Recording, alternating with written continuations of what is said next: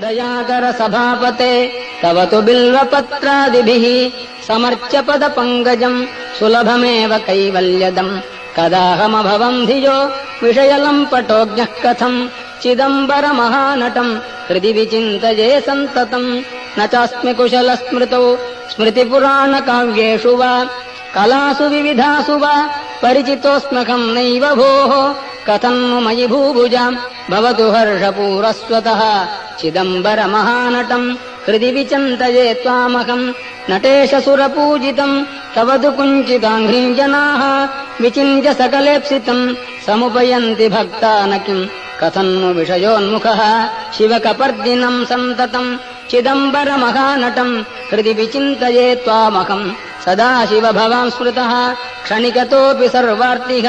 विना समयदेशकालः भाग्यहीनस्त्वयम् त्वदीय परिचिन्तन रहित नष्टजन्मा सदा चिदम्बरमहानटम् हृदि विचिन्तये त्वामहम् त्वमेव जनको मम त्वमसि मे प्रसूरुन्मनाः त्वमेव सुहृदुत्तमः त्वमसि सूनुरादादयः भवन्तमगजाधिप त्रिदश सार्वभौमत्वकम् चिदम्बरमहानटम् हृदि विचिन्तये सन्ततम् मृकण्डुतनयम् पुरा शमनपाशसम्पीडितम् यदीयपदपङ्कजम् शरणमेवावापस्वकम् निहत्य यमुनाग्रजम् शिततमत्रिशूलेन तम् चिदम्बरमहानटम् हृदि विचिन्तये त्वामहम् उमासखचिदात्मकम् तव तु दिव्यरूपम् विभो हृदन्तरनिविष्टमहमपारयन्वीक्षितुम् उदैव विचरन् बहिर्व्यपनयम् सकालम् कदा चिदम्बरमहानटम् हृदि विचिन्तये त्वामहम् विमृश्य मयि किल्बिषान् अवधुनोत्ययम् नार्हति प्रकाममतिदुष्टधीः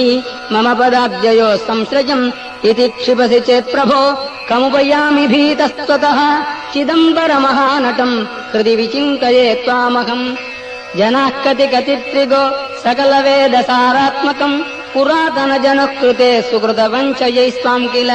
समर्च्य कृतिनो न किम् दुरितकृत्कथम् त्वामहम् चिदम्बरमहानटम् हृदि विचिन्तये त्वामहम् पतञ्जलितपः फलम् मुनिजनौघजीवातुकम् प्रपन्नजनकल्पकम् विधिहृदब्जसंवासिनम् सुपूजितमहर्निशम् श्रुतिपथैकनिष्ठैर्द्विजैः